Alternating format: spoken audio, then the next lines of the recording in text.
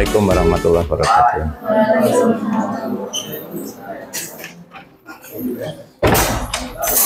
Kelompok 1 siap? Terus nanti yang lain memperhatikan dan mungkin perlu ada umpan balik dan sebagainya, pertanyaan. Dan nanti juga di akhir presentasi dari kelompok 1 nanti ada give form untuk review ya. Jadi yang review semuanya selain anggota kelompok ini ya. Dan nanti yang lain review penampilan dari kelompok 1. Demikian nanti untuk kelompok 2 dan seterusnya nanti ya. Oke, selamat pagi dan salam sejahtera untuk kita semua. Pada kesempatan kali ini, izinkan kami bertiga untuk mengajak kita semua mengetahui suatu wawasan pada hari ini. Pada kesempatan kali ini, izinkan saya untuk mengajak kita semua menelusuri sebuah tema yang ternyata sangat dekat dengan kehidupan kita sehari-hari, namun sering kita lupakan makna pentingnya, yaitu sumber pengetahuan alam dan matematika. Pernahkah kita bertanya dari mana sebenarnya pengetahuan manusia itu berasal? Jawabannya itu adalah dari ilmu pengetahuan alam yang ada di sekitar kita, yaitu berupa fenomena-fenomena dan misteri. Dan juga matematika itu merupakan kunci untuk menyelesaikan dan memahami fenomena tersebut. Oke, selanjutnya. Oh iya, sebelumnya perkenalkan, nama saya Felicia Erika Lukas dan rekan saya Agustin Zahra Kinasi, saya Lailatul Dianita Sari. Sumber pengetahuan alam atau yang kita sebut biasanya disingkat dengan IPA. Ilmu pengetahuan itu merupakan hasil dari suatu usaha manusia dalam memahami realitas, yaitu melalui proses observasi, penelitian, maupun pengalaman. Dalam sejarahnya, pengetahuan manusia itu berkembang dari sekedar pengamatan sederhana menjadi pengamatan yang sangat kompleks atau menuju pada suatu sistem yang terstruktur dan dapat dipertanggungjawabkan. Dua pilar penting yang menjadi dasar perkembangan ilmu pengetahuan itu adalah matematika dan juga IPA. Keduanya memiliki karakteristik yang berbeda, tetapi saling melengkapi dalam menjelaskan berbagai gejala yang ada di alam semesta. Ilmu pengetahuan alam itu berfokus pada fenomena yang diamati, yang diuji, dan dibuktikan melalui observasi maupun eksperimen. Pengetahuan ini bersumber dari pengalaman langsung, bisa juga berupa rasionalisasi sehingga catatan yang diwariskan oleh ilmuwan-ilmuwan terdahulu. Misalnya itu adalah teori atom berkembang dari konsep atom Demokritos, kemudian diperkuat oleh eksperimennya Thomson, Rutherford, dan juga Dalton, hingga mekanika kuantum modern. Hal ini menunjukkan bahwa pengetahuan alam tumbuh secara bertahap melalui perpaduan antara pengamatan empiris, eksperimen, dan teori rasional. Di sisi lain, matematika itu memiliki sifat yang abstrak, deduktif, dan juga logis. Jadi yang pertama, sumber pengetahuan alam yang pertama adalah empirisme. Jadi empirisme ini menekankan bahwa pengetahuan alam itu berasal dari indrawi, seperti penglihatan, pendengaran, penciuman, perasa, maupun peraba. Contohnya seperti ketika kita memanaskan air kompor, kita tahu bahwa air itu akan mendidih. Ketika kita memegang es batu, kita bisa merasakan tangan kita akan dingin. Atau ketika kita menyentuh daun putri malu, daunnya itu akan menguncup. Selanjutnya adalah eksperimen. Eksperimen adalah percobaan yang dirancang untuk menguji sebuah dugaan atau hipotesis dengan cara mengendalikan suatu variabel tertentu guna memperoleh bukti yang lebih pasti. Contohnya pada percobaan Galileo yang menjatuhkan dua bola dengan massa yang berbeda dari menara Pisa. Dia memiliki hipotesis bahwa semua benda jatuh dengan percepatan yang sama tanpa memperhitungkan massa mereka. Selama tidak ada hambatan, percepatannya akan sama. Dan hasilnya pun sesuai dengan hipotesisnya dia. Percepatan jatuh bebas tidak bergantung pada massa suatu benda. Selanjutnya adalah rasionalisme. Rasionalisme menekankan peran akal dan logika dalam memperoleh pengetahuan alam. Contohnya seperti Isaac Newton yang kejatuhan apel, dia itu memikirkan kenapa kok apel ini jatuhnya ke bawah, kok enggak misalnya lepas dari tangkainya itu enggak ke atas atau ke samping atau gimana. Nah, dari situ dia menggunakan akal dan logikanya untuk menyusun hukum gravitasi. Selanjutnya ada catatan ilmuwan sebelumnya. Jadi perkembangan ilmu itu tidak terlepas dari kontribusi ilmuwan-ilmuwan terdahulu. Catatannya itu bisa berupa entah buku, teori, atau catatan-catatan lainnya. Seperti tadi yang sudah disebutkan, ada teori atom yang awalnya Dalton mengemukakan bahwa atom itu berupa bola bejar, hingga teorinya terus berkembang menjadi teori mekanika kuantum. Baik, selanjutnya itu adalah sumber pengetahuan matematika. Jadi matematika itu tidak bergantung pada fenomena nyata, tetapi bergantung pada fenomena abstrak, logika, dan sistem berpikir konsisten. Matematika itu tidak hanya berperan sebagai ilmu yang berdiri sendiri, tetapi juga sebagai bahasa universal dan alat analisis bagi ilmu pengetahuan alam. Hubungan keduanya tampak nyata, misalkan dalam fisika itu menggunakan persamaan matematika untuk menggambarkan hukum Newton, kemudian di dalam kimia itu melalui perhitungan stoikiometri, dan di dalam biologi melalui model pertumbuhan populasi. Baik, berbeda dengan ilmu alam yang berfokus pada hal-hal empiris, sumber pengetahuan matematika lebih bersifat abstrak dan deduktif. Matematika sangat berbeda dengan ilmu alam seperti fisika atau kimia. Kalau fisika harus melalui percobaan dan melihat langsung hasilnya, matematika itu lebih memikir dan abstrak. Terdapat empat sumber ilmu pengetahuan matematika, tapi saya akan membahas dua. Pertama, rasionalisme, atau matematika itu menggunakan logika. Matematika sering dibilang ilmu yang paling logis. Kenapa? Karena untuk tahu sebuah kebenaran matematika, kita nggak perlu eksperimen. Cukup pakai logika dan penalaran. Contohnya, kita tidak perlu mengecek satu persatu semua bilangan di dunia untuk tahu kalau bilangan prima itu punya sifat-sifat tertentu. Cukup pakai logika, kita bisa membuktikan sifat itu berlaku untuk sebuah bilangan prima. Kedua, ada aksioma atau postulat. Sebenarnya ini tuh sama, cuma artinya sendiri tuh matematika itu punya aturan main. Bayangkan matematika itu seperti permainan. Sebelum bermain, kita harus tahu dulu aturan-aturan mainnya. Nah, matematika ini aturan dasarnya aksioma dan postulat. Ini adalah pernyataan yang kita anggap benar begitu saja tanpa perlu dibuktikan lagi. Misalnya dalam pelajaran geometri, ada aturan dasar yang bilang dari dua titik, kita cuma bisa bikin satu garis lurus. Nah, dari aturan simpel itu, kita bisa kembangkan semua rumus dan teorema geometri yang lebih rumit. Jadi aksioma dan postulat itu semacam fondasi atau tempat semua konsep matematika dibangun. Baik, selanjutnya adalah sumber pengetahuan matematika yang ketiga, yaitu dari abstraksi dari kehidupan nyata. Walaupun matematika itu bersifat abstrak, tetapi sebenarnya banyak konsep yang lahir dari pengalaman kita sehari-hari. Misalkan, konsep kita itu untuk menghitung bilangan, itu muncul dari kebutuhan manusia untuk menghitung suatu benda yang ada di sekitarnya. Yang kedua adalah konsep geometri, di mana konsep tersebut muncul ketika kita ingin, untuk pengukuran tanah maupun untuk pengukuran bangunan. Dari pengalaman ini manusia membuat penyederhanaan atau generalisasi sehingga terbentuk konsep-konsep matematika yang lebih abstrak seperti probabilitas yang berkembang dari praktek perjudian atau perhitungan peluang dalam suatu sensus.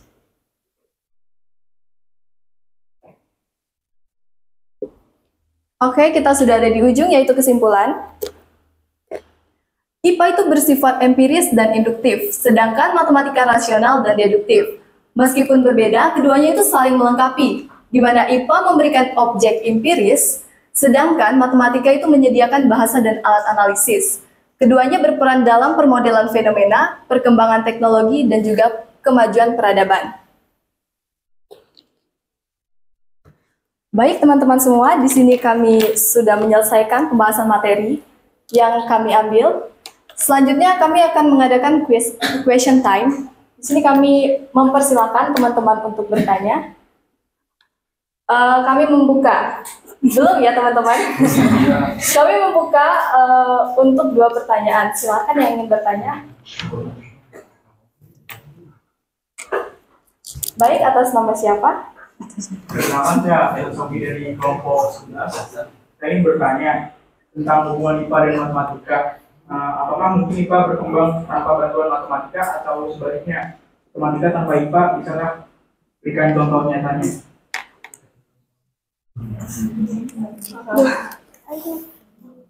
Oke, mungkin pertanyaannya akan kami simpan terlebih dahulu. Mungkin satu lagi, ada yang ingin bertanya?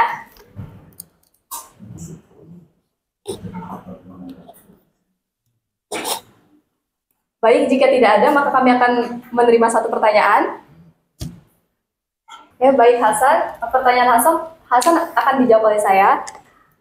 Jadi, menurut saya, matematika dan IPA itu merupakan suatu hal yang berbeda. Tetapi untuk mencari atau menyelesaikan suatu permasalahan di dalamnya itu matematika dan IPA itu saling membutuhkan, di mana matematika itu menjadi alat untuk menganalisis dan IPA itu merupakan sumber atau data yang akan dianalisis.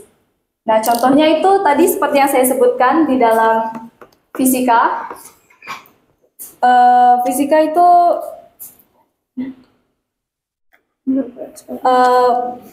di dalam fisika itu menggunakan persamaan matematika untuk menggambarkan hukum Newton. Kemudian di kimia itu menggunakan matematika untuk stoikiometri, dan di biologi untuk menganalisis populasi.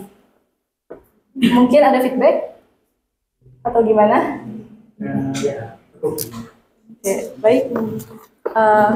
Terima kasih. Mungkin masih ada yang ingin bertanya?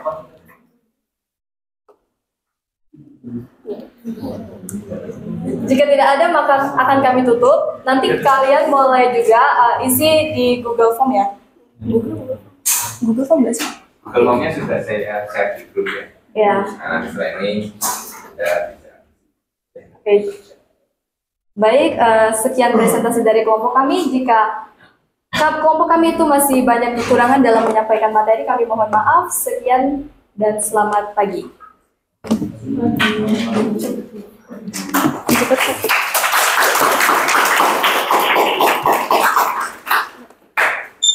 Kelompok pionir ya, jadi ini sebagai role model ya. Kalau ada yang kurang mohon dimaafkan, ini kan biasanya penampilan pertama itu ya karena sebagai model mungkin kurang lengkap dan sebagainya. Nah, menurut Pak Eri memang materinya kurang dikit ya. Ya mungkin terlalu minimalis gitu ya, mungkin untuk browsing-browsingnya perlu diperbanyak nanti. Nah, yang perlu teruskan memang tadi dalam presentasi mungkin perlu dipertajam perbedaan mencolok ya antara matematika dan sains, terutama ditinjau dari judulnya yaitu tentang sumbernya ya. Nah, sumbernya itu apa? Nah, kalau sains ya mungkin apa? Sumbernya apa?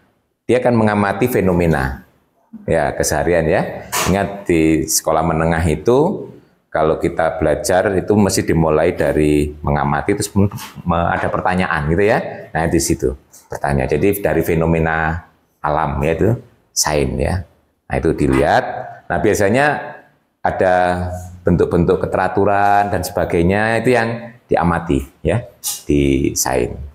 Nah, kalau sudah diamati ada keteraturan, biasanya terus kemudian diduga ya toh.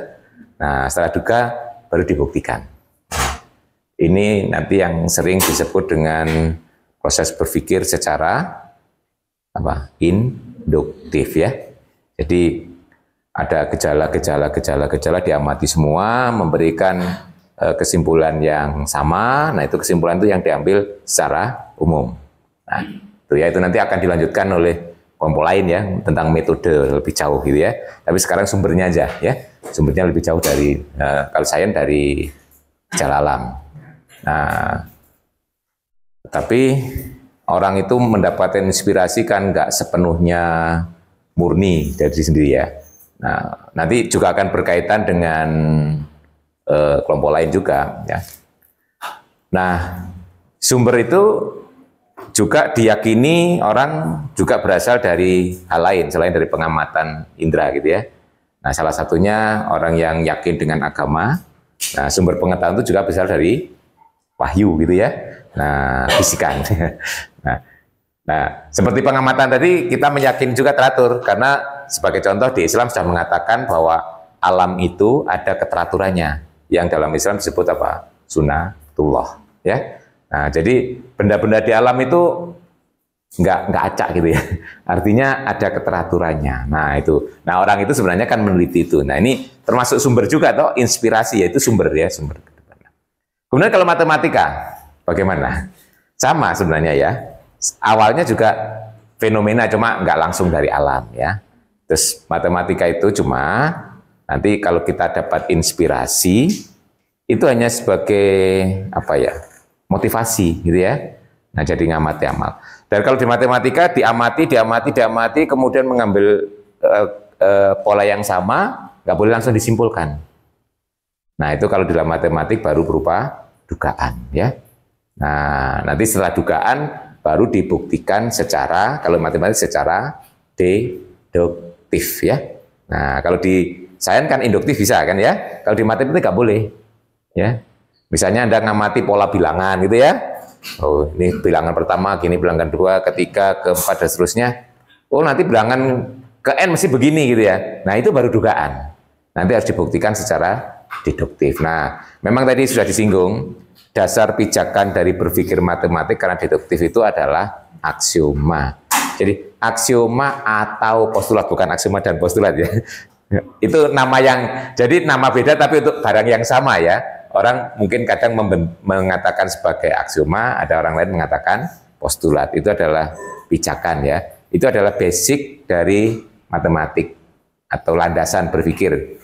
Kalau di dalam agama, postulat itu adalah akidah. Ya toh? Nah, itu juga merupakan sumber pertama kita belajar matematik dari postulat itu. Jadi berupa apa? Keyakinan. Ya toh? Seperti akidah itu kan keyakinan. Yang Anda nggak boleh memperdebatkan itu benar, salah. Terima atau tidak gitu ya. Nah, jadi nanti postulat itu bisa variatif, bisa berbeda-beda dalam arti konten maupun sudut pandang ya. Ini dipandang postulat atau bukan gitu ya. Nah, kalau konten bisa saja kontennya berbeda. Tadi kebetulan diberi contoh di geometri tadi ya. Ada garis, ada titik gitu ya.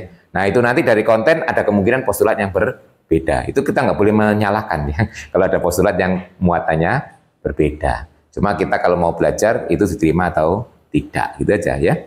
Nah, nanti terus kemudian dari postulat itu dikembangkan hukum-hukum berikutnya yang disebut dengan teorema. Jadi sumbernya ini ya, sumber utamanya ya kalau dalam matematik. Ada keyakinan, kemudian dikembangkan menjadi hukum-hukum, dalil, teorema. Nah, itu pembuktiannya secara deduktif. Sebenarnya orang matematik itu konstruktif gitu ya, membangun berdasarkan merenung sebenarnya ya. Tapi cuma merenung itu orang kan ada inspirasi ya, inspirasinya dari luar, tapi inspirasi ini sebatas motivasi saja, bukan yang utama, yaitu sumbernya di situ.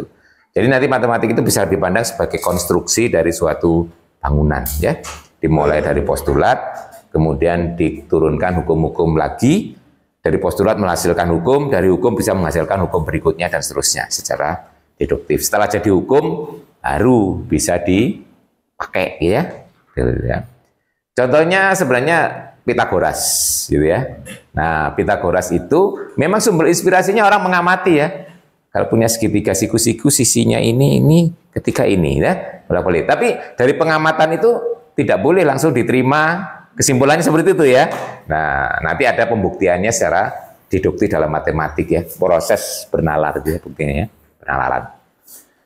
Nah, pembuktian itu bisa variatif ya, banyak sekali. Nanti kalau Anda browsing, sudah kenal teorema Pitagoras kan ya? Ya, mulai SD sudah dikenalkan ya. Sudah pernah lihat buktinya? Nah, nanti itu bisa dipakai role model ya. Jadi, Pitagoras itu termasuk teorema yang populer. Nah, di situ bagaimana Pitagoras bisa diterima dalam matematik, mengalami proses pembuktian dulu gitu ya, itu dalil. Nanti kalau Anda cari, ya sekarang banyak teknik membuktikan Pitagoras itu ada banyak sekali. Saya pernah memberikan tugas kepada mahasiswa saya mendapatkan lebih dari 100 cara untuk membuktikan. Anda satu aja, masa belum pernah? Harusnya di SMA sudah ada yang bisa diajarkan membuktikan teorema Pythagoras. Nanti kalau curious ya, kalau ada kepo gitu ya, nah, silakan dicari ya. Nah, cara membuktikan, tanya pada ChatGPT aja sudah diberikan itu ya. Nah itu ChatGPT itu manfaatkan sebagai sumber ya, sebagai sumber belajar. Jangan menggantikan Anda gitu ya. Nah nanti harus bijak ya menggunakan teknologi, itu harus bijak. Kapan kita menggunakan ini untuk apa dan seterusnya. Jangan sepenuhnya pekerjaan kita digantikan, karena kita sedang berlatih ya toh. Kecuali kalau kita sudah jadi profesional gitu ya. Kita saat ini posisinya sedang berlatih. Oke, nanti kalau tadi kan masih satu yang bertanya ya, nah biasanya banyak. Nanti kalau masih ada hal-hal lain yang perlu disampaikan untuk kelompok 1, bisa dilanjutkan di forum diskusi ya. Di situ Anda bisa nulis ya, pesan, nulis pertanyaan, nulis saran di sana ya, di forum diskusi kelompok 1. Dan itu Anda besok juga boleh, lusa juga boleh kalau ada masukan ya. Nanti kelompok 1 bisa memperhatikan masukan-masukan ini untuk perbaikan ya. Jadi nanti setelah diperbaiki, usahakan dalam sepekan sudah selesai lah perbaikan biar nggak menunda-nunda pekerjaan ya. Nah, nanti setelah itu diposting ulang di forum diskusi itu nanti sebagai bacaan teman-temannya ya. Nah, nanti untuk bahan belajar pada menghadapi UTS nanti ya, sebagai bahan. Dan nanti jangan lupa untuk kelompok selain anggota kelompok 1 mengisi di Google Form yang sudah Pak Eri posting di grup ya. Nah, ini nanti saling asuh gitu ya. Nanti kalau yang menilai Pak Heri saja kan kurang fair ya, kalau semuanya ikut menilai jadi fair ya. Oke, ada yang perlu disampaikan lagi ke kelompok 1? Saya cukup? Oh, belum ada ya, nanti bisa diramu lagi sehingga makalahnya menjadi lebih baik ya, nanti bisa di-share. Oke, baik, kalau tidak ada yang disampaikan lagi, persiapan kelompok 2 ya silakan. Nah. Baik, sebelumnya saya ucapkan selamat pagi kepada teman-teman sekalian. Perkenalkan, kami dari kelompok 2, izinkan kami mempresentasikan dengan judul peran bahasa dan juga logika sebagai sumber pengetahuan alam dan juga matematika. Nah, lanjutnya. Nah, dalam sebuah presentasi nih, kan ada yang namanya template nih, pertanyaan tak kenal maka tak sayang gitu kan ya. Nah, maka dari itu, kami dari kelompok 2 izinkan memperkenalkan diri. Operator, nyalakan. Perkenalkan, saya Benedictus Junior Supermadi. Perkenalkan, nama saya Hanif Mulki Kunida Pratama. Perkenalkan, nama saya Muhammad Fasya Zikra. Oke, lanjut. Nah, dalam suatu pemaparan, pastinya kita ingin mengetahui nih, apa aja sih rumusan masalah yang harus kita selesaikan pada pertemuan kita kali ini. Nah, yang pertama, bagaimana sih korelasi antara bahasa dan juga logika terhadap perkembangan ilmu pengetahuan alam dan juga matematika. Nah, yang kedua, apa aja sih contoh dari penerapannya, penerapan si bahasa dan juga matematika terhadap ilmu pengetahuan alam dan juga matematika. Nah, dari rumusan tersebut, kita ingin mengetahui nih, apa aja tujuannya. Yang pertama adalah menjelaskan hubungan atau korelasi antara bahasa dan juga logika terhadap perkembangan ilmu pengetahuan alam dan juga matematika. Nah, yang kedua mengidentifikasikan apa aja sih penerapan logika dan juga bahasa dalam berbagai bidang-bidang lainnya seperti matematika, seperti ilmu pengetahuan alam, kesehatan, ekonomi dan lain sebagainya. Nanti akan dibahas di akhir slide. Dan selanjutnya ke definisi dan peran bahasa. Definisi bahasa. Bahasa adalah alat komunikasi efektif untuk menyampaikan ide, perasaan, dan tujuan, serta membangun kerjasama. Penggunaan bahasa yang tepat mencegah kesalahpahaman, sementara bahasa Indonesia berperan mempersatukan masyarakat di tengah keberagaman. Dan menurut Mailana dan Rahman, bahasa tidak dapat dipisahkan dari kehidupan sehari-hari karena menjadi sarana utama manusia untuk berinteraksi. Nah, selanjutnya adalah peran bahasa. Bahasa berperan penting dalam perkembangan ilmu pengetahuan Hal tersebut dikarenakan bahasa sebagai dasar dan sarana perantara dalam penyampaian ide atau gagasan. Dan peran bahasa dalam ilmu pengetahuan alam, bahasa juga memiliki peran penting dalam proses ilmiah. Dalam penelitian, bahasa digunakan untuk menuliskan latar belakang, menjelaskan metode, dan menyampaikan hasil penelitian agar dapat mudah dipahami oleh orang lain. Dan selanjutnya definisi dan peran logika. Definisi logika. Logika adalah alat berpikir penting untuk menganalisis argumen, menarik kesimpulan valid, dan menghindari kesalahan penalaran. Dalam sains, logika membantu merumuskan hipotesis, merancang eksperimen, dan memastikan hasil yang konsisten dan tepat. Selanjutnya itu peran logika. Peran logika adalah sebagai fondasi atau landasan dari pola kita berpikir secara sistematis dan menghasilkan keputusan. Mungkin ada yang bertanya apa bedanya logika dan nalar. Jadi logika itu adalah, kan ada logika matematika kan, yang apa kalian dengar kayak yang dari tolerance, yaitu yang P atau Q, bawahnya P hasilnya jadi Q kan, misalkan gini. Semua perempuan bisa melahirkan. Terus B ini adalah perempuan. Berarti Benny bisa melahirkan. Itu logika. Misalkan nalar itu misalkan anggap aja Benny perempuan ya. Arro lah misal. Terus nalar itu ada perasaan. Kalau logika itu nggak ada perasaannya. Contoh nalar ya. Misalkan harinya udah mendung nih. Kan kita pasti merasa di hati kita, oh sepertinya akan hujan. Mungkin lebih baik kita akan bawa payung untuk persiapan, walaupun itu belum pasti ya. Misalkan logika itu lebih pasti. Selanjutnya itu definisi dari ilmu pengetahuan alam. Ilmu pengetahuan alam adalah ilmu yang mempelajari tentang sekumpulan data dari alam yang dihasilkan melalui observasi, eksperimen, dan disimpulkan. Dan disusun secara teori sistematis. Selanjutnya yaitu tentang matematika. Matematika adalah ilmu yang mempelajari tentang angka-angka serta bilangan secara kompleks, mungkin banyak ya. Menyelesaikan masalah dengan bilangan-bilangan, contohnya seperti Pythagoras tadi dan banyak hal-hal lainnya. Selanjutnya, penerapan bahasa sebagai media perantara. Media perantara di sini adalah sebagai cara kita berkomunikasi dengan sesama manusia. Mungkin karena hewan beda bahasa ya, jadi nggak bisa.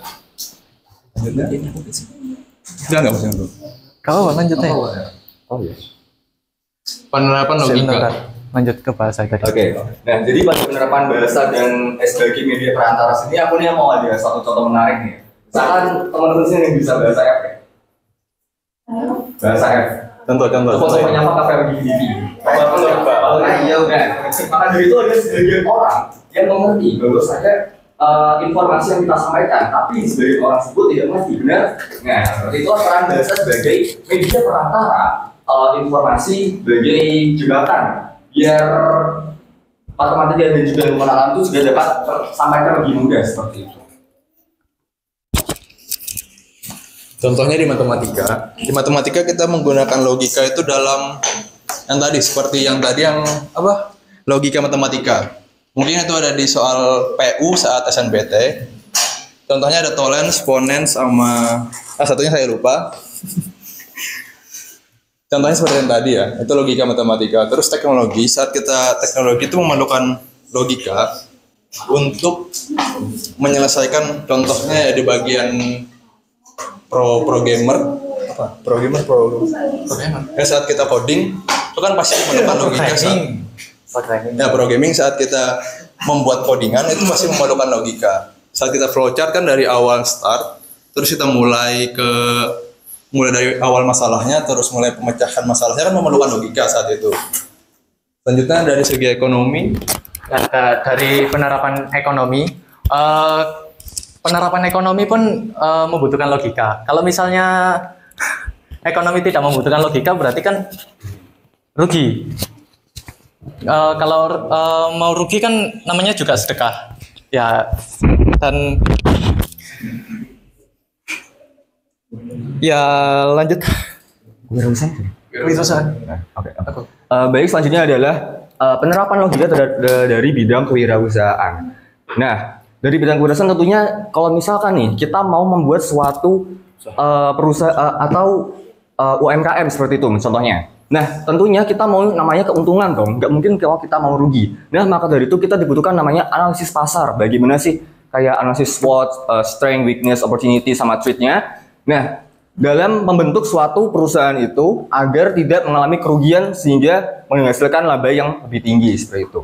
Nah, untuk selanjutnya adalah di bidang kesehatan. Nah, dalam bidang kesehatan saya contohkan seperti dalam proses pengkandidatkan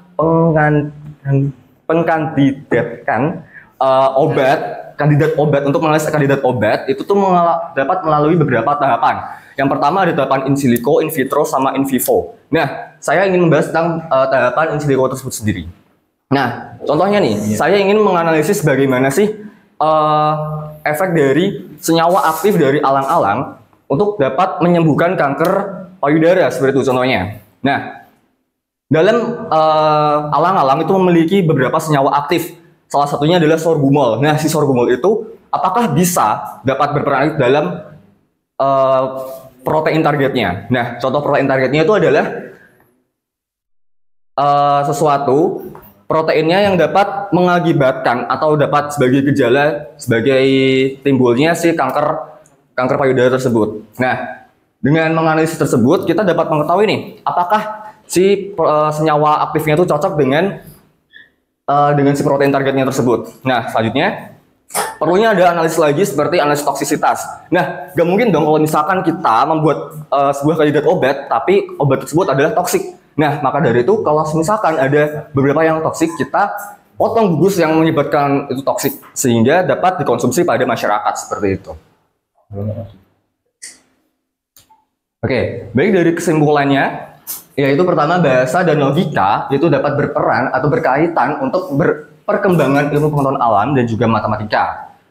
Di mana bahasa sebagai media perantara dalam menyampaikan informasi dan juga ide-ide secara sistematis di berbagai bidang, serta logika membantu merumuskan hipotesis, merancang eksperimen, dan juga memastikan ya hasil yang konsisten dan juga tepat.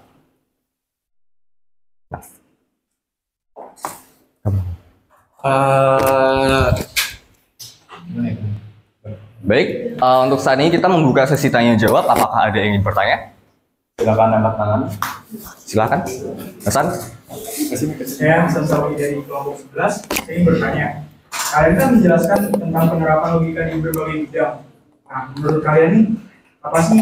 Apakah logika murni bisa berdiri sendiri tanpa bahasa dalam sains dan matematika? Tanpa bahasa, itu tadi. Bisa diulangi pertanyaannya? Kalian kan menjelaskan penerapan logika di berbagai bidang. Nah, menurut kalian, apakah logika murni itu bisa berdiri sendiri tanpa bahasa dalam sains dan matematika? Tanpa bahasa, tanpa bahasa. Iya, benar. Iya, berarti nggak ngomong. Oke, kamu silakan mau jawab. Silakan. Berarti kan pertanyaannya sama sebelumnya masih sama kan sama kelompok 1 tadi, tadi matematika tanpanya IPA kan tetap sendiri kan. Benar. Apakah mereka bisa masing-masing? Sedangkan logika dan bahasa itu kan bahasa sebagai komunikasi antar manusia kan.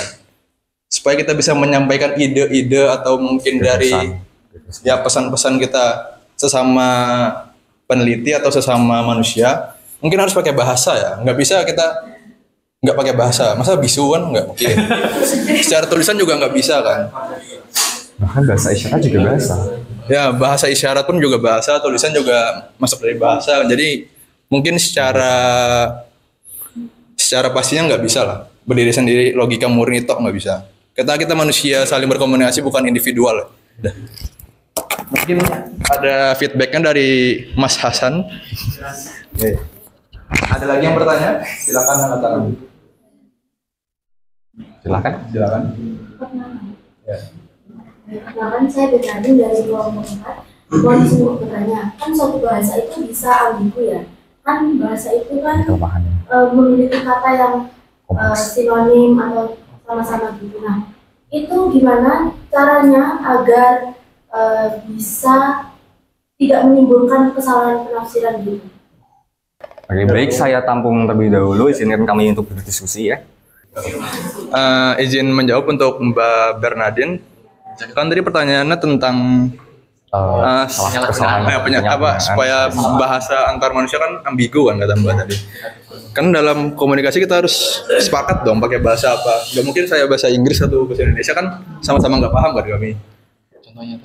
Contohnya bahasa F lah. Ya. Mungkin nggak semuanya paham kan. Jadi harus ada kesepakatan antar manusia agar bisa berkomunikasi dengan lancar dan sama-sama paham gitu. Kalau misal itu di masa lampau kan, maksudnya kan suatu teori itu nggak langsung jadi. Kan ada, itu kan. berarti kan ada sejarawan untuk mengartikan dari bahasa-bahasa aksara, dari bahasa-bahasa batu kan ada tugas masing-masing kan. Kita bahasa yang lampau kan tadi. Berarti kan ada penerjemah dari sejarawan di sini. Mungkin ada yang ditambahkan lagi? Ada feedback Ya kurang lah. Apakah ada lagi yang bertanya? atau cukup? Oke. Mas Leon Mau nanya? Teruskan nggak apa-apa kok, teruskan. Nanya. Ren. Iya, pertanyaan Baik. Jadi kan kalian bilang kalau misalnya penalaran sama logika itu kan berbeda. Ya beda. Oh ya beda. Ya kan? Ya. Saya kita dari penalaran itu baru perasaan dan lain. Lalu sisi bagaimana dengan misal suatu pernyataan itu bilang ya kita harus berpikir dengan penalaran logis. Itu juga ada di makalah kalian ada bilang kayak gitu. Penalaran logis. Logika mana? Penalaran logis. Baik, izin menjawab dari pertanyaannya Mas Rian. Tadi kan menyinggung tentang persoalan penalaran secara logis kan. Nah, tadi si Zikra menyampaikan bahwasanya penalaran juga logika itu adalah sesuatu hal yang berbeda. Namun, perbedaan itu tidak memungkinkan juga untuk dapat bersaling bersatu gitu kan. Mati. Nah, dalam penilaian secara logis itu artinya adalah bagaimana sih kita proses berpikir, tapi kita tetap menggunakan aturan logika tersebut. Nah, jadi walaupun kita proses berpikir, kita juga harus menghasilkan kesimpulan yang masuk akal seperti itu. Apakah ada feedback atau tambahan atau sanggahan? Mungkin saya sendiri ingin menambahkan. Kan penalaran logis kan. Sebenarnya logis itu dari bahasa logika, cuman logis itu pemikiran atau ucapan sesuai dengan logika. Berarti logika itu pola pikirannya logis itu hasilnya. Berarti penalaran logis adalah menalar dengan logika. Jadi satu hal yang sama sebenarnya. Sama beda. Maksudnya penalaran logis itu kita gini. Penalaran logis berarti kan bernalar pakai logika. Jadi hal yang berkaitan. Perlu dua-duanya untuk memecahkan satu masalah gitu loh. Contoh yang seperti tadi kan, yang deduktif, yang jika P maka Q, jika P maka jawabannya Q kan. Berarti kayak gitu tadi aja. Apakah ada yang Ada sanggahan atau ada feedback? Kita buka beberapa pertanyaan. buka terus sampai habis? Oke. Oke, ada yang ingin bertanya lagi? Silakan.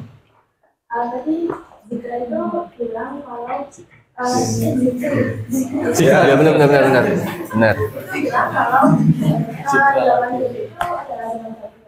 Dan di mana Kamu bilang zaman batu. zamannya lampau. Enggak, maksudnya tadi ada bahasa aksara kan. Maksudnya tadi ada bahasa lampau yang kita nggak paham kan. Kata Mbak Bernadine tadi kan. Bahasa-bahasa lampau yang kita nggak paham. Berarti kan ada bahasa aksara itu kan bahasa-bahasa zaman batu, zaman arkeologi sebelumnya lah. Kan kita nggak paham kan tadi. Itu sih. Nah, itu kan zaman dulu itu juga masih minim dari bahasa. Nah, itu gimana caranya mereka itu bisa melakukan berbagai bahasanya? Oh, kita aja nggak tahu siapa yang bikin bahasa. Iya. Juga ya, benar sih. Kenapa bisa terbentuknya bahasa yang sekarang itu? Filsafat ya. Bagaimana ya? Itu juga masih pertanyaan saya ya. Dari dulu mikir siapa yang bikin bahasa, kenapa bahasa itu bisa terjadi kan. Tapi masih ada kesepakatan. Tapi intinya bahasa itu tercipta untuk sarana komunikasi sebagai alat perantara kita sebagai manusia berkomunikasi seperti itu. Nah, untuk yang Aku yang masih bingung. Pertama kali manusia kan, mungkin beberapa teori kan dari Islam atau dari teori Darwin. Pertama kali manusia itu ngomong bahasa apa nggak tahu kan. dari hewan tiba-tiba jadi manusia. Oke. Nggak tahu bahasa apa. Mungkin Kamu nggak tahu mau jawab apa? Langsung nggak tahu. pertanyaan berarti kan kenapa bahasa itu bisa terjadi kan? Ya betul. Intinya kita sebagai manusia ingin saling berkomunikasi satu sama lain. Nah, tapi yang mereka tanyakan bagaimana caranya, misalkan ada suatu kelompok kan ada bahasa beda juga. Belum Nah, sepakatan ya. itu gimana gitu kan? Sama. Oh misalkan di ini kode tuh. Atau mungkin ada beberapa orang yang mau membantu jawab. Waktunya masih panjang. Bentar. Ada 50 menit lagi. Masih 50 menit. Masih lama.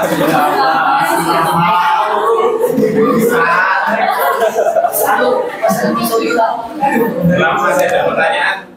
Terus saya.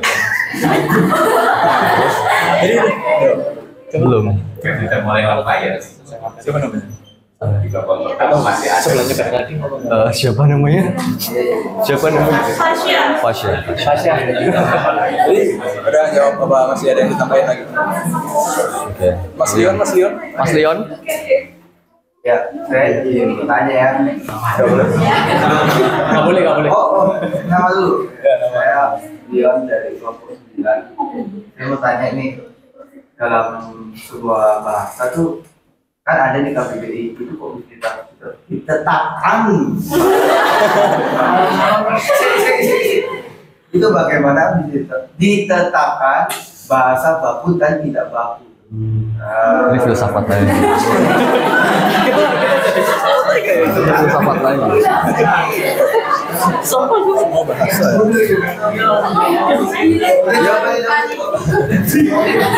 Aduh. Ayo. Menang. Ini kamu better tadi bener.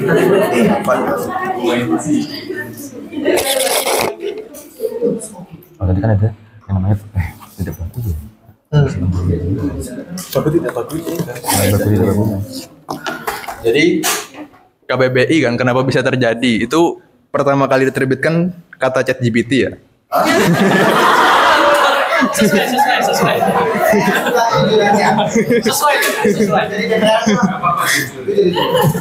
Pertama kali diterbitkan itu pada tahun 1988 dan sampai saat ini sudah 5 kali revisi. Jadi kata baku dan tidak baku itu selalu bertambah dari yang tidak baku jadi baku. Mungkin contoh beberapa katanya seperti apa ya? Apotek.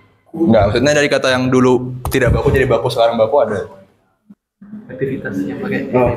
Dulu entah KBBI yang keberapa mungkin apotek itu pakai itu baku, tapi sekarang jadi pakai i, jadi apotik. Intinya KBBI itu selalu berubah-ubah. Ada namanya Kementerian Yang baku apotek. Bahasa dan Budaya, Yang baku apotek. ada Badan Pengembangan dan Pembinaan Bahasa. Di situ mereka yang membuat KBBI, entah mau menambahkan bahasa baku atau tidak. Intinya mereka yang menetapkan. Kita ya pakai bahasa daerah juga nggak apa-apa. itu suka kalau malah baru-baru ini itu di KBBI itu kata-katanya Oh, shit. Contohnya. ada kata Allah itu masuk KBBI terus Lawan kata haus itu. iya itu ya Palung. tidak masuk utak. Ya. Benar. Ini makin ke arah filsafat semua nih. Makin jauh ini. Makin jauh dari matematika dan IPA ini. Ini makin jauh dari Oke. pindah sastra ya Mas. Sampai KBBI. Jadi kan tadi kata si Mas Leon kan ada kata-kata yang di luar akal kita sebagai masyarakat umum kan. Tapi kan ada yang bikin kan Badan Pengembangan dan Pembinaan Bahasa, kan mereka yang kerja, kita ya manusia biasa mana. Cara pikirnya beda kan. Iya benar. Seperti atasan-atasan bikin apa kan serah mereka lah. Kita sebagai manusia biasa ya cuma bisa protes. Mungkin ada yang ditambahin dari Mas Leon?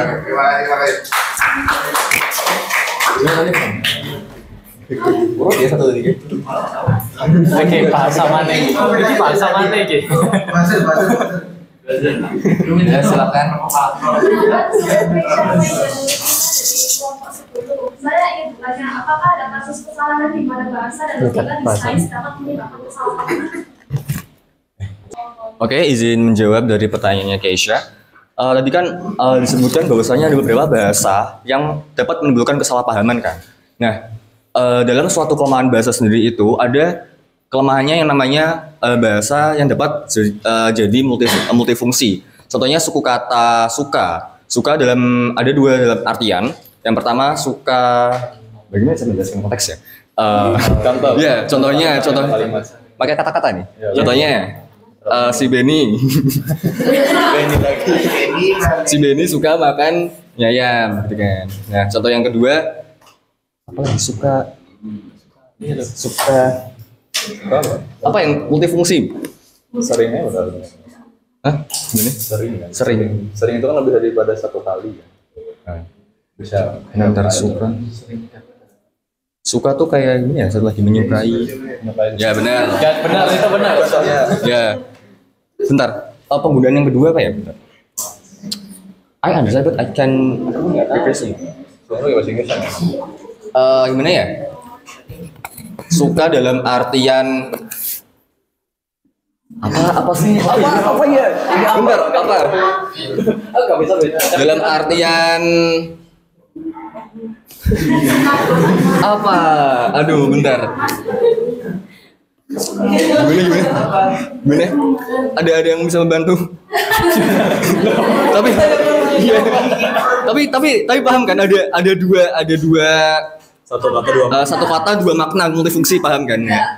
Hah? Aduh, contohnya. Misalnya kayak gini loh, Nas. Kayak nanya kan, misalnya Tama suka mandi nggak? Suka. Enggak. Oke, contoh. Bisa kayak gini. Tama sering belajar nggak? Sering. Nah, seringnya kan kita nggak tahu berapa kalinya kan konteksnya. Oh iya benar. Nah. Entah itu 2, 3, 4 kan itu termasuk sering kan. Lebih daripada 1 kali. Jadi mungkin kita kesalahpahamannya di situ. Bukti nyatanya ya. Dulu ya. Waktu mungkin mahasiswa saat skripsian itu kan pasti ada dosen pembimbing. Pasti kan ada salah paham saat kita konsultasi. Contoh bahasanya ya apa ya? Gapiran. Saya dulu ya. Salah pahaman mungkin kayak gini ya. Bikin halaman yang lebih banyak. Kita nggak tahu kan banyaknya tuh berapa halaman ditambahinnya atau seberapa banyak katanya ditambahin kan kita nggak tahu pastinya. Mungkin di situ ada salah paham. Entah berapa panjangnya. Mungkin itu aja. Mungkin ada feedback dari Mbak Kesia. Ada yang tambahin? Oke. Teori. Oh, sama teori. Oh, teori. Maksudnya teori saat menyampaikan teori atau teori yang apa ya kata-katanya? Maksudnya teori dari segi bahasa. Hah?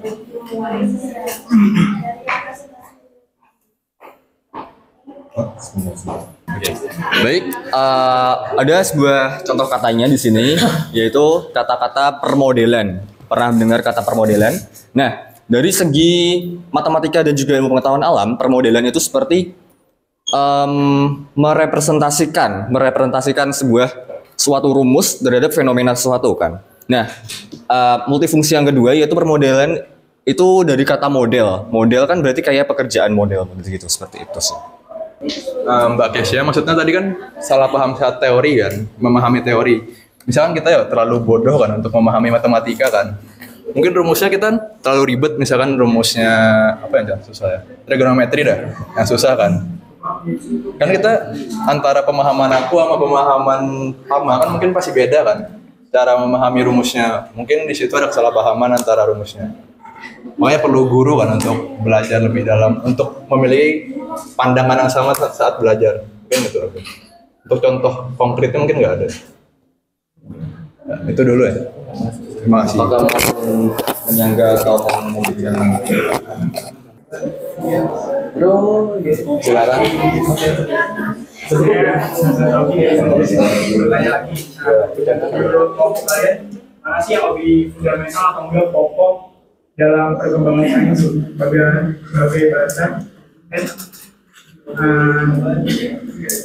Mana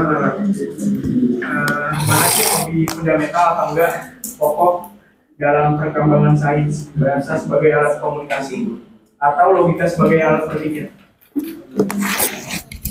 Izin menjawab untuk Mas Hasan. Menurut saya ya, kenapa gini. Kenapa nggak bisa milih salah satu dari antara logika atau bahasa? Karena fungsinya udah beda. Mungkin kalau pertanyaan antara nalar atau logika mungkin lebih bisa, tapi antara bahasa sama logika mana lebih penting saat kita mengembangkan ilmu pengetahuan alam atau matematika? Itu kan pasti kita memerlukan bahasa untuk komunikasi dan logika secara berpikir kan. Misalkan salah satunya hilang, kita nggak bisa melakukan sesuatu. Saat kita nggak bisa ngomong, nggak bisa nulis, nggak bisa ngapa-ngapain, tapi bisa berpikir, kita nggak bisa menyalurkan ide-ide kita. Mungkin atau hanya ada bahasa tapi nggak ada logika, itu kayak orang ODGJ lah.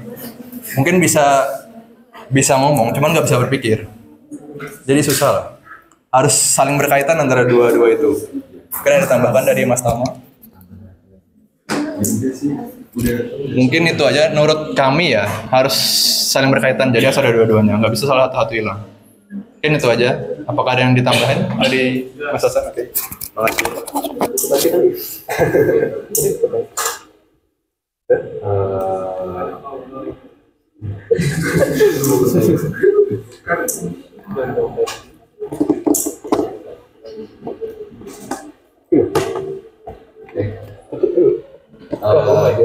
Baik, sekiranya mungkin tidak ada lagi pertanyaan yang diajukan. Ada mungkin presentasi dari kelompok 2, mohon maaf bila ada saya kesalahan kata dan juga beberapa hal yang kurang jelas, dan juga mohon maaf besarnya kepada teman-teman semuanya. Sekian presentasi dari kelompok 2. Assalamualaikum.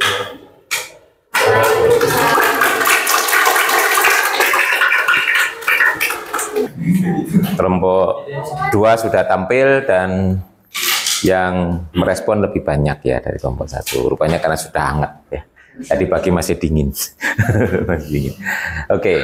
Nah, yang perlu didudukkan perkara adalah ini. Yang pertama adalah apa yang disebut bahasa dulu ya. Itu harus clear dulu. Apa yang disebut matematika. Kemudian nanti dilihat fungsinya masing-masing. Jadi memang nanti kalau fungsinya itu sendiri-sendiri ya memang nggak bisa dipertentangkan gitu ya. Jadi memang punya fungsi. Kalau kita lihat bahasa itu sebenarnya sebagai apa? Alat komunikasi ya. Nah, yang penting di situ bahasa itu entah kata-katanya itu nalar atau tidak, yang penting ya bisa pakainya bisa ngerti gitu loh ya. Nah, itu ya. Yang satu dengan yang lain. Memang bahasa itu biasanya berkembang dalam suatu komunitas tertentu ya. Makanya muncul berbagai macam bahasa ya. Tiap suku punya bahasa yang beda-beda itu karena dulu komunitasnya kan memang terisolasi gitu ya.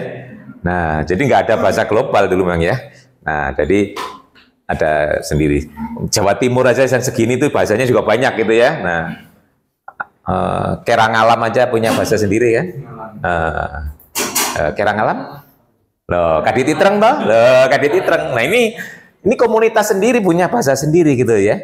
Nah, Kerangalam tuh arek Malang gitu ya. Kadititreng itu tidak ngerti gitu ya.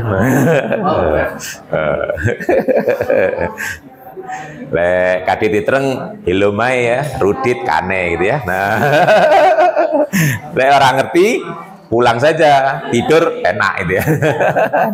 Nah, itu nanti Anda akan di Malang 4 tahun paham gitu ya. Seperti saya tuh nggak merasa pernah belajar bahasa Sunda, tapi waktu studi di Bandung, hidup di komunitas menggunakan bahasa Sunda, bisa sendiri gitu ya. Nah, ini yang menjawab pertanyaan juga tadi ya, orang itu bagaimana belajar bahasa gitu ya. Nah, karena itu alat komunikasi, kalau kita di dalam komunitas itu aktif ikut berkomunikasi, ya bisa dengan sendirinya ya. Nah, coba nanti ya, Anda nggak merasa belajar bahasa Malang, kalau Anda sering terlibat komunikasi dengan orang Malang, dengan Kerangalam gitu ya, akan bisa gitu ya. Nah, saya tuh juga begitu. Nggak pernah belajar bahasa Sunda, ternyata bisa komunikasi dengan menggunakan bahasa Sunda itu kan komunitas ya. Jadi jangan heran kalau orang pintar berbahasa, ya tapi tanpa belajar. Jadi menurut saya cara belajar bahasa yang paling efektif dan efisien itu ya datang ke komunitas itu ya. Makanya sekarang kan banyak diciptakan komunitas-komunitas tertentu untuk mempelajari suatu bahasa. Yang terakhir misalnya di Kediri gitu ya, ada suatu komunitas. Nah itu kalau liburan banyak orang ke sana gitu ya. Karena di situ tertunjang semua menggunakan bahasa Inggris gitu ya. Jadi bahasa itu sebagai alat komunikasi. Nah kemudian akhirnya sekarang muncul bahasa-bahasa yang disebut tanda petik baku gitu ya. Bahasa pergaulan, bahasa internasional itu kan disepakati gitu ya. Sebagai contoh ditetapkan bahasa Inggris sebagai bahasa komunikasi internasional ya toh. Itu kan ditetapkan. Kenapa? Karena banyak yang menggunakan gitu ya akhirnya. Nah nanti tidak menutup kemungkinan kalau bahasa Indonesia banyak yang menggunakan, suatu saat akan ditetapkan sebagai bahasa internasional gitu ya. Nah, jadi itu dasarnya. Ya memang ada nanti lembaga yang punya kewenangan. Nah, ini kaitannya dengan pembakuan bahasa Indonesia. Bahasa Indonesia itu dulu mulanya juga ditetapkan ya berdasarkan undang-undang kan ya. Nah, undang-undang dasar kita kan mengatakan bahasa kita adalah bahasa Indonesia. Akar bahasa Indonesia itu bahasa apa? Melayu diambilnya. Nah, nanti silakan belajar kenapa kok dipilih Melayu, nanti ada filosofisnya sendiri ya. Nah, tetapi dalam perkembangannya bahasa Indonesia itu berbeda jauh dengan bahasa Malaysia yang sama-sama akar bahasanya Melayu. Nah, karena itu ditetapkan sebagai bahasa komunikasi di Indonesia, berarti harus bisa dipakai komunikasi orang se-Indonesia kan. Nah, termasuk serapan kata tadi ya. Nah, ya, bahasa itu alat komunikasi. Jadi kalau kita akan berkomunikasi itu kekurangan alat untuk menyampaikan, ya harus ditambah itu. Nah, memperkayanya kita salah satunya sumbernya adalah bahasa daerah, ya. Nah, karena bahasa itu kaitannya dengan pemahaman tadi. Nah, kalau daerahnya bukan daerah kita, asalnya kan tadi seperti nggak masuk di akal tadi. Nah, begitu bahasa itu kalau Anda belum ngerti ya memang nggak tahu ya maksudnya apa. Nah, itu ya. Cuma memang bahasa itu sebenarnya nggak bisa dipaksakan. Masih ingat cara pembakuan bahasa itu ya? Dulu ada namanya Sangkil Mangkus. Masih ingat? Oh, itu ada di bahasa Indonesia, coba di KBBI ada ya. Sangkil Mangkus itu adalah istilah lain untuk efektif dan efisien. Oh, tapi Anda kan nggak populer sekarang ya. Nah itu diambil dari akar bahasa ya. Nah, sebenarnya nanti ada kemiripan ya antara matematik dan bahasa. Matematika dan bahasa. Ya, kata-kata itu dalam bahasa itu sebenarnya apa itu? Simbol. Ya toh? Jadi simbol itu ya. Simbol. Barangnya sendiri ada, tapi terus kemudian kita simbolkan dengan kata, ya toh? Matematik isinya juga simbol-simbol kan? Ya. Kemudian simbol-simbol itu dirangkai. Kalau dalam bahasa jadi kalimat kan? Matematik juga dirangkai ada makna. Jadi sebenarnya matematika dan bahasa itu ya sama. Itu kesamaannya, tadi ada perbedaannya, ada kesamaannya kan ya. Jadi matematik itu sebenarnya juga bahasa untuk komunikasi. Tapi untuk komunikasi sains gitu ya. Jadi matematik itu adalah bahasanya sains. Jadi pertanyaannya, mungkinkah sains, ilmu pengetahuan tanpa matematika bisa berkembang? Nah, bagi orang matematik mengatakan it is impossible, ya. Nah, tapi kalau matematik tanpa sains bisa nggak berkembang? Bisa, gitu ya. Nah, ya. Jadi kalau perkembangannya matematik itu mandiri gitu ya. Makanya ada istilah apa? Math is queen and math is servant. Servant ya. Jadi matematik itu adalah ratu dan sekaligus matematik itu adalah pelayan. Tuh. Ya. Ratu itu dia bisa punya power kekuatan berdiri sendiri, dia berkembang tanpa harus bantuan ilmu lain, ya. Kemudian pelayan matematik itu berkembang bisa digunakan oleh ilmu lain itu sebagai pelayan.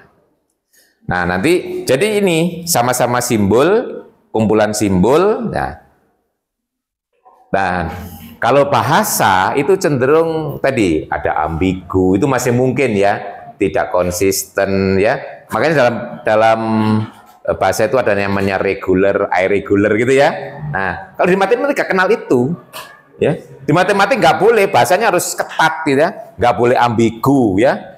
Nggak boleh punya makna ganda gitu ya. Nah, tegas gitu ya. Itu bedanya bahasa sama bahasa. Juga harus efisien di matematik ya. Makanya orang matematik dengan orang bahasa itu kalau ketemu sering bertengkar. Iya.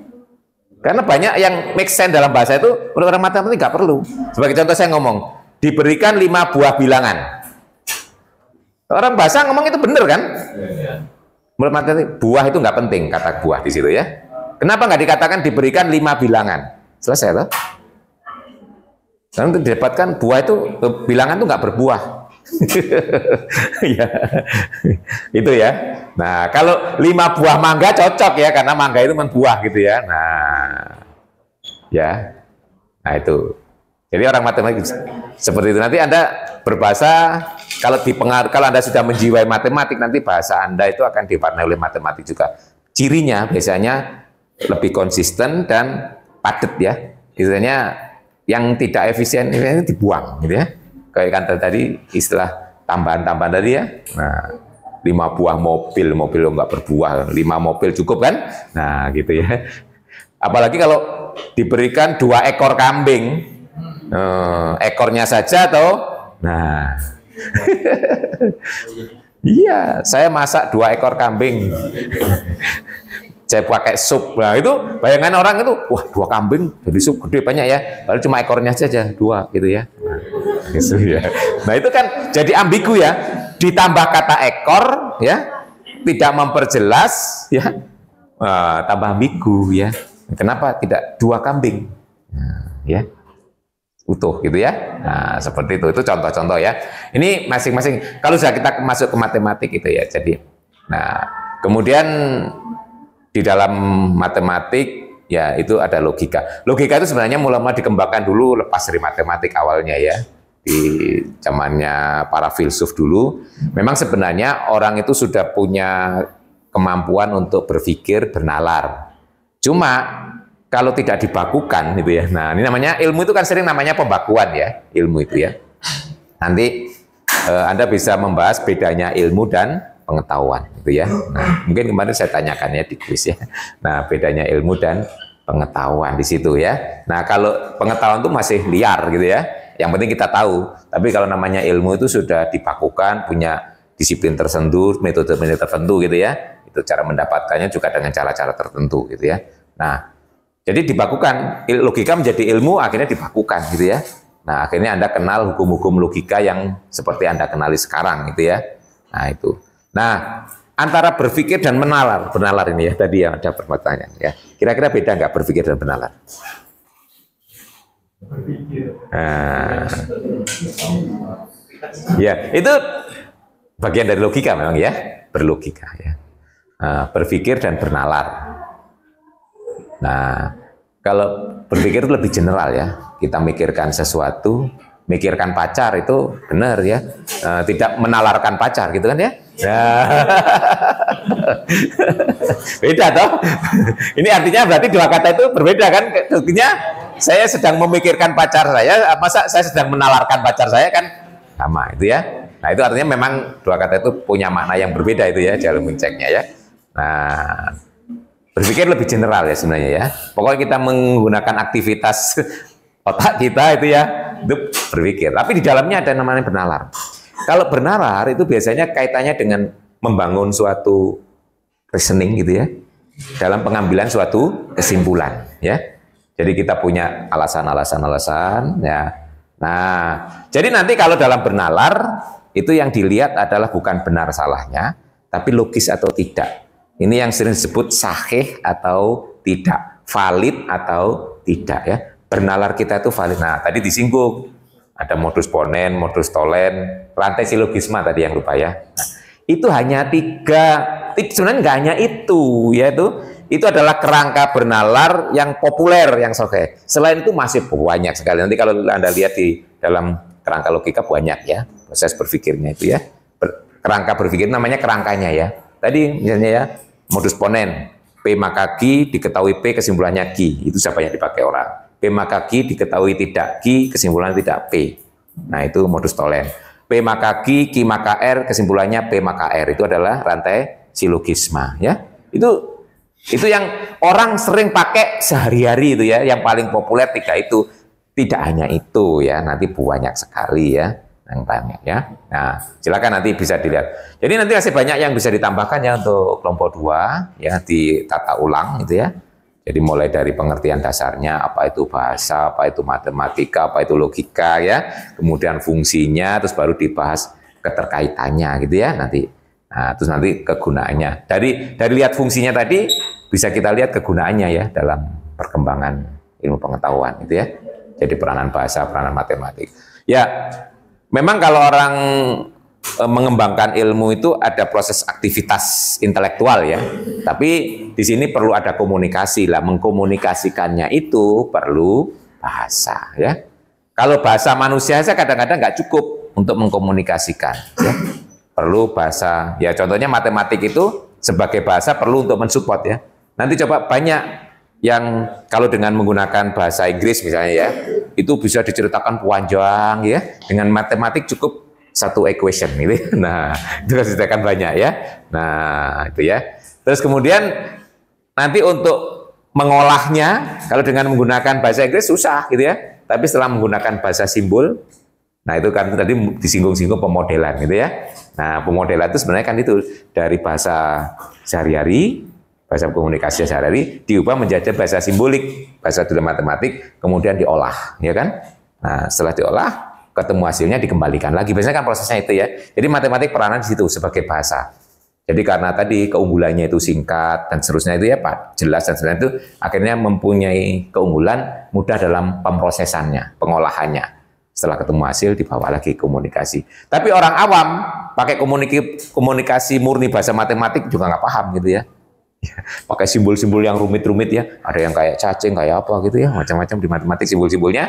Nah, untuk dikomunikasikan kepada orang awam, ya sebagai contoh nanti kalau Anda bekerja di suatu perusahaan ya, nah bos Anda itu bukan orang matematik misalnya ya, tapi kebetulan Anda di divisi bagian matematik yang sering membuat pemodelan gitu ya, dia nyodorkan suatu permasalahan, ini ada permasalahan begini, nah ya kan, biasanya begitu toh, dia bos Anda gitu, manajernya misalnya atau direkturnya, nah ada permasalahan seperti dia hanya mendeklar permasalahannya, silakan ini dicari solusinya berdasarkan pendekatan matematis misalnya ya.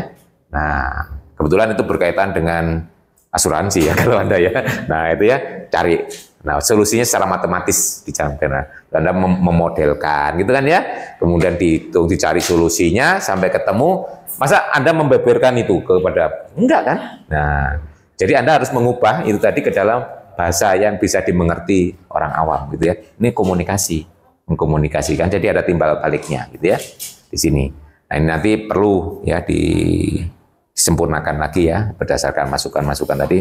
Tadi banyak juga masukan yang memberikan celah sehingga itu membuka wawasan sehingga perlu ditambahkan gitu ya dari kelompok 2. Jadi Anda sehingga tahu persis ya bahwa bahasa dan matematika terutama dan logika itu ternyata peranannya sangat besar ya dalam perkembangan ilmu pengetahuan.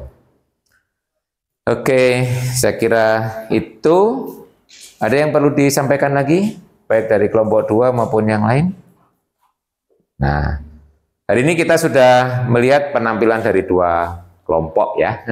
Nah, ini adalah pembuka, ya aplaus buat mereka, saudara ya, kelompoknya. Nah, nanti harapannya kelompok-kelompok berikutnya tampilnya menjadi lebih baik ya, lebih bagus. Gunakan pengalaman melihat orang lain, pengalaman mereview tadi untuk salah satunya memotivasi diri untuk menjadi lebih baik ya. Jadi kita mengkritisi orang lain tuh dalam rangka juga untuk memperbaiki diri gitu ya. Nah, jadi pengalaman orang bisa pakai untuk bercermin. Nanti jangan lupa diselesaikan nulis hasil reviewnya ya. Kan nggak nulisnya hanya di saran. Jadi yang lainnya tinggal klik ya. Jadi waktu saya ke sini baru 20, yang kelompok 1 20 orang yang sudah nge-review ya.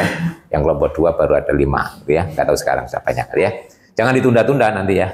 Nanti karena pekan depan nge-review kelompok lain lagi nanti akan semakin banyak ya, diselesaikan aja. Kan nggak lama, paling nggak sampai 5 menit. Ya, selesai ya. Untuk biasanya nanti hasil itu saya posting di grup ya, biar tahu hasilnya. Ayo, jangan. Enggak. Nanti ada manfaatnya gitu ya. Saya posting itu apa? Catnya itu ya, berapa persennya itu ini bagian ini ya. Ini juga untuk orang belajar itu harus terbuka. Saya hari ini sering menyampaikan ya. Orang belajar itu harus terbuka, baik terhadap hasil maupun kritik orang lain ya. Karena kita kan ingin menjadi lebih baik ya. Namanya belajar itu ingin baik. Jadi di sini saya berharap Anda punya banyak pengalaman ya, tidak hanya sekedar materi, tapi nanti ini mungkin cara kerja dan sebagainya itu bagian dari pengembangan ini kan. Ini kan berkelanjutan itu ya. Ada kata berkelanjutan itu nanti harus Anda bangun terus sehingga Anda menjadi pribadi menjadi lebih baik terusnya kan gitu ya. Nah ini pengalaman banyak ya. Ini Anda semester pertama sudah dilatih untuk presentasi, yaitu bagus ya karena pengalamannya ya. Nanti biar nggak gagap ya. Karena mahasiswa itu kan orang luar menganggap identik dengan intelektual gitu ya. Nanti suruh presentasi di depan Pak RT aja bingung gitu ya. Nah, ngadepi Pak RT aja bingung. Nah itu ya. Nah, ini jangan sampai. Oke. Berarti nanti kelompok 3 dan 4 ya untuk pekan depan. Kalau Anda suka mana? Kuliah pagi ini atau sore? Malam? Kalau saya suka pagi gitu ya, fresh ya.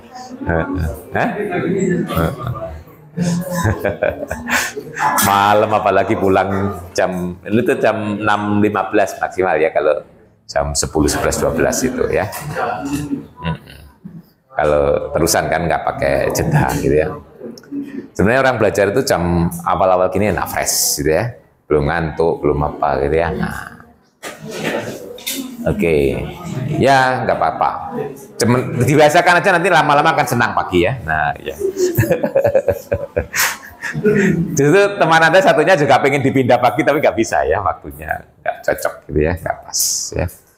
Ini yang Anda pas kemarin Pak Eri juga kosong, Anda kosong, ada ruangan juga gitu ya. Jadi nggak cocok.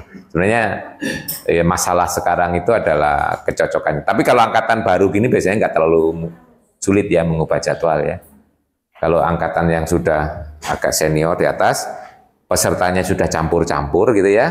Nah itu biasanya sebagian bisa, sebagian tidak gitu ya, kalau pindah jadwal.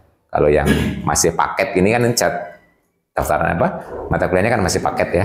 Itu masih homogen satu kelas, jadi memindahnya lebih mudah. Oke, sepertemuan 2 selesai. Saya harapkan Anda termotivasi dan tetap semangat ya untuk menyelesaikan kuliah ini ya. Paling tidak nanti untuk 16 kali kurang 14 kali ya. Ini baru 2 kali ya, kurang 14 kali ya. Sambil dipikirkan nanti kira-kira apa proyek apa gitu ya. Nah itu nanti sambil, terutama bagi yang sudah presentasi bukan berarti selesai loh ya. Jadi Anda juga harus membaca-baca materi untuk kelompok lain yang nanti bisa menyumbangkan sesuatu, dan Anda juga bisa mulai eksplorasi untuk kegiatan berikutnya yang mulai pertengahan semester, yaitu SDGs dan proyek yang bisa kita lakukan, yaitu ya bisa ekspor dulu. Oke, sampai ketemu lagi untuk Rabu pekan depan. Tetap semangat dan jaga diri ya. Assalamualaikum warahmatullahi wabarakatuh.